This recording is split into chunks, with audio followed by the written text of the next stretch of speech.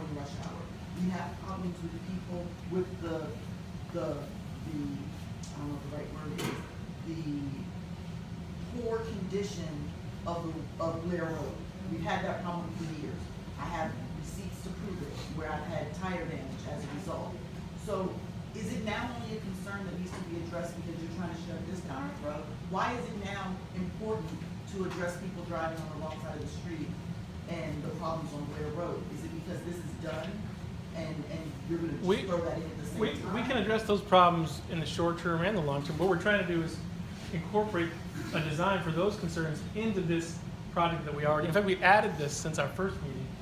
We were going to leave this and just have, people cross the street, do the signal that later did. We added the signal and the bulb outs and the traffic calming and the new signs and markings after our first meeting, and then refined them after our second meeting. So whether we would address them outside of the trail, yeah, I like to think we would. It's a different kind of project, a different department, but we're trying to address them with this. If we need to do something in the interim, like repaving, more signs, we can also do that. But this would be where you see the blue lines there, those would be, actual concrete traffic calming features that we could put in to improve the intersection along with the signal. And tonight we were hoping to get some feedback on that, and tonight and subsequently get some feedback on that as to whether you think it's a good idea, bad idea, whether you think it will work, help at all, that kind of thing.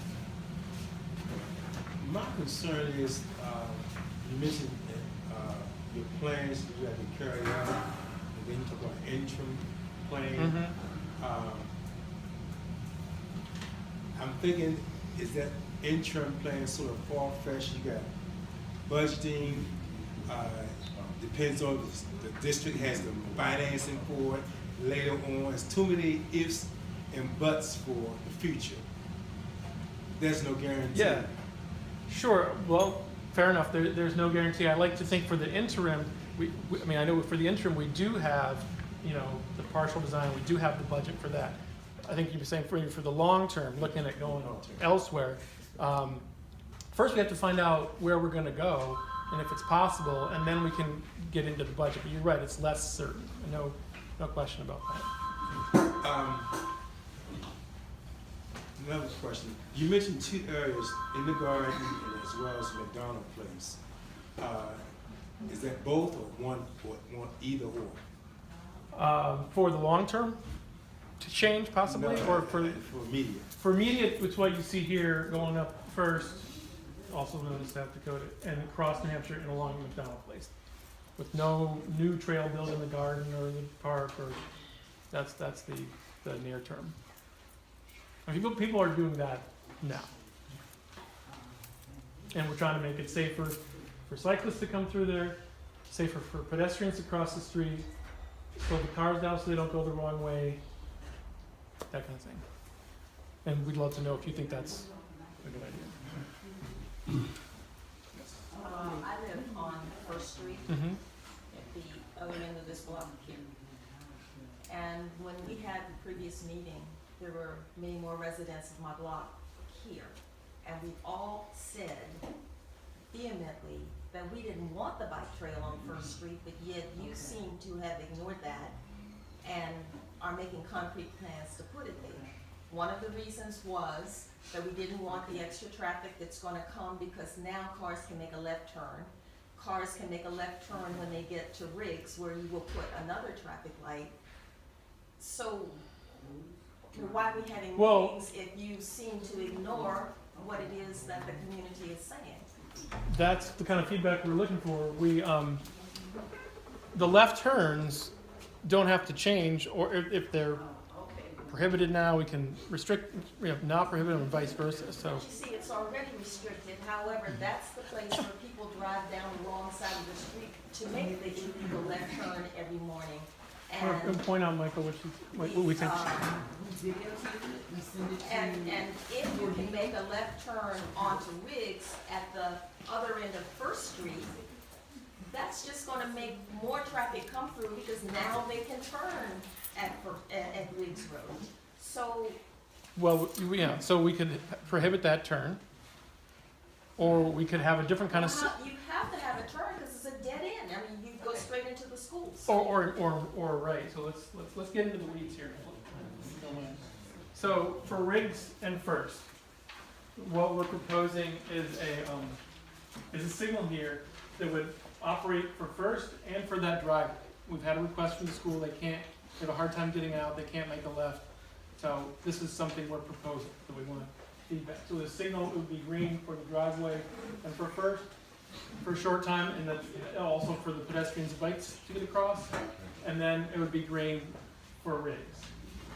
Yeah, so. And that's exactly what you said the last time, and we all disagreed with it. Okay, well, the other option we can do here is what we call a hawk signal, or something that can only be operated by pedestrians and bicyclists.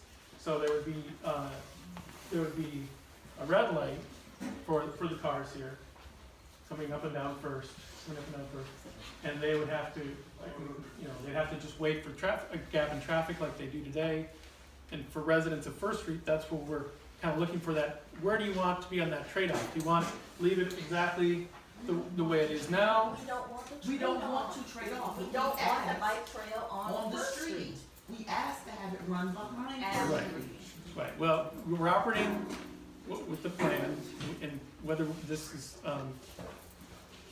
the plan now is to have an interim route. It's gonna go up First Street on the street. It's not a trail, we're not building it. It's just simply, just like it is today, you can use it. We're trying to make it easier, safer. There's really no bike transportation on First Street today. Right. You're And pushing it onto First. this is true, I don't deny that. This is true, because that is the approved plan, and we don't wanna wait another 5 years before building it. Why? Because we have a lot of. Here is the response from First Street, and that is clearly for Brandon Todd, that as taxpayers, if our tax dollars don't then go to what we desire them to go to, then we feel like we then need to move.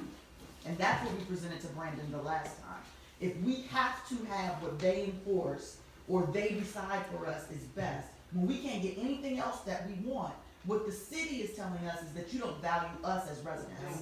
That's the perception on First Street. For 15 years I've lived on First Street, and for 15 years we've had people drive on the wrong side of the street. We've had people that can't get off the block. We begged 4D to come do something about it, and we could get nothing from the city.